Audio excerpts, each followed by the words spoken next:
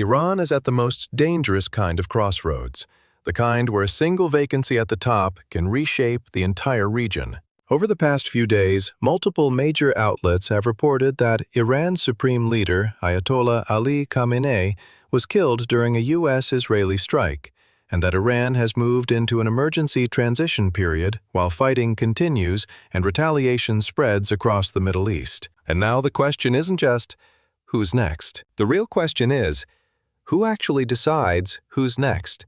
And what does that decision mean for Iran's politics, its economy, and the global energy market? Because in Iran, the public story and the power story are not the same story. So let's break it down.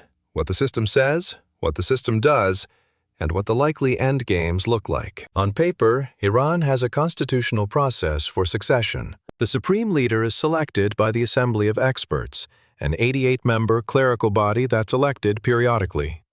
When the position becomes vacant, that body convenes and votes on a successor. In theory, it's a formal religious political selection. In practice, it's a high-stakes, elite negotiation inside a tightly managed system. But here's the part most people miss. Iran's constitution also anticipates the chaos of a sudden vacancy. During a leadership vacuum, Iran activates a temporary three-person leadership council to perform the supreme leader's duties until a new leader is chosen.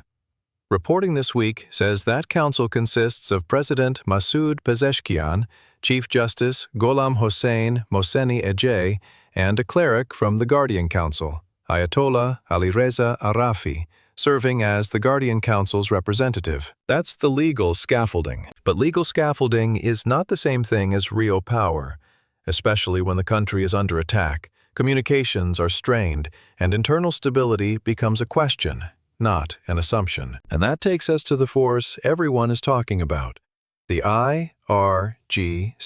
The Islamic Revolutionary Guard Corps, often described as the regime's backbone, doesn't technically have a vote in selecting the next supreme leader. But the IRGC has something more valuable than a vote. It has leverage. The Council on Foreign Relations, for example, describes the IRGC as one of the most powerful organizations in Iran, with central roles in internal security, external operations, and major parts of the economy, and notes that many experts expect the IRGC to play a pivotal role in shaping succession outcomes. So if you're trying to understand Iran's next leader, you don't start with campaign posters. You start with the institutions that control force, money, and elite survival. And in this moment, the IRGC sits at the intersection of all three. Here are the three levers that matter most. First, street power and stability. In a crisis, the immediate question isn't ideology. It's control. Who can keep the system functioning? Who can keep leadership compounds secure? Who can prevent elite panic from turning into mass panic? The IRGC and its affiliated forces, including the Basij, have long been central to domestic security and crowd control. And that role becomes even more decisive during a transition under pressure. Second, the economic lever. Iran's economy is not a normal economy, especially under heavy sanctions and chronic isolation. Major sectors, contracting pipelines and networks that move money and goods, can become political weapons. CFR describes the IRGC as deeply influential economically, including through networks that operate around sanctions and through companies tied to major state contracting and infrastructure. When you control the channels that keep the state funded and supplied, you can shape what stability even means. Third, the elite network. Over decades, many IRGC veterans have moved into senior political and administrative roles, parliament, provinces, cabinet-level influence, and powerful informal networks.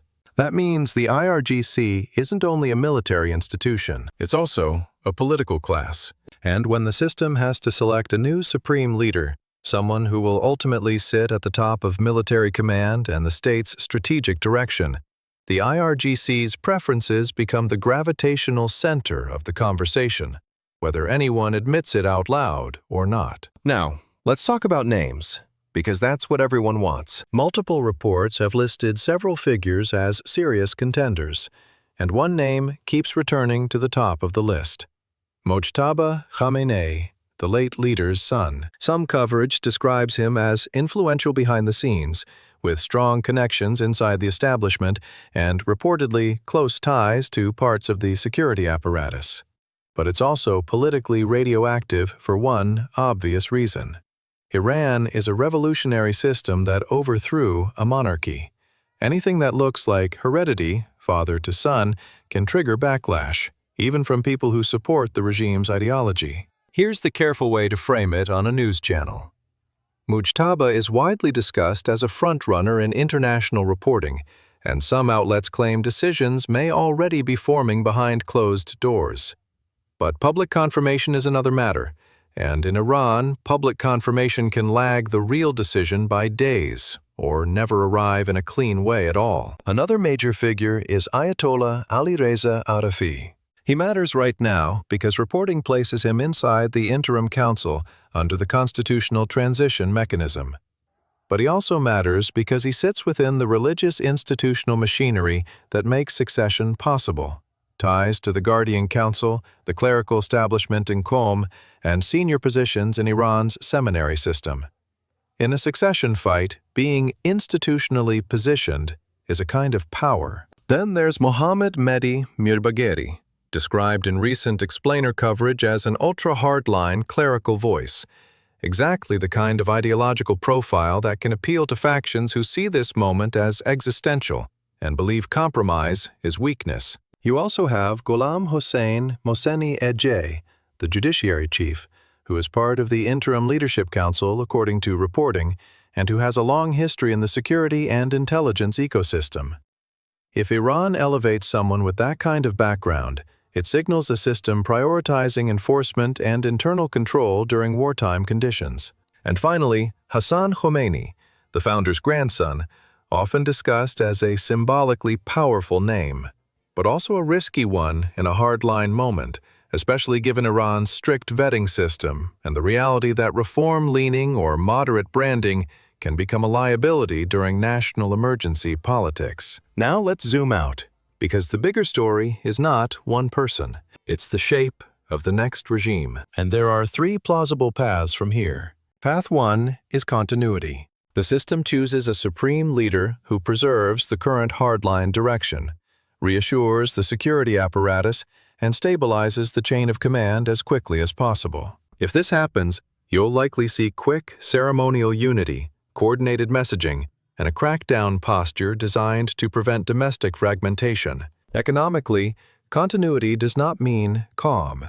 It likely means sustained sanctions pressure, continued currency stress, and a war risk premium built into everything from trade to shipping insurance. Path 2 is what you could call the security state outcome. In this scenario, the IRGC and the broader security establishment become the de facto center of gravity, and the next supreme leader, whoever he is, operates with less personal dominance than Khamenei did, while real decision-making consolidates in the security consensus. This is the no vote but veto power model. Not a formal coup, not tanks in the streets, more like a system where the people with coercive capacity and operational control quietly become the final arbiters of what is acceptable, especially under wartime pressure. CFR's description of the IRGC's central roles in security, foreign operations, politics, and the economy helps explain why analysts take this pathway seriously.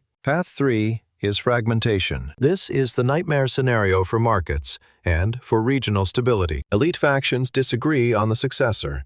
The process drags, internal rivalries leak, and the state's messaging starts to look inconsistent. In a system that relies heavily on disciplined hierarchy, visible disagreement can become contagious, spreading from elites to institutions, from institutions to cities, and from cities to the streets. Now here's where the economic lens matters, because Iran's succession doesn't happen in a vacuum. If escalation increases, global energy markets react instantly, not because Iran is the largest producer, but because geography is destiny.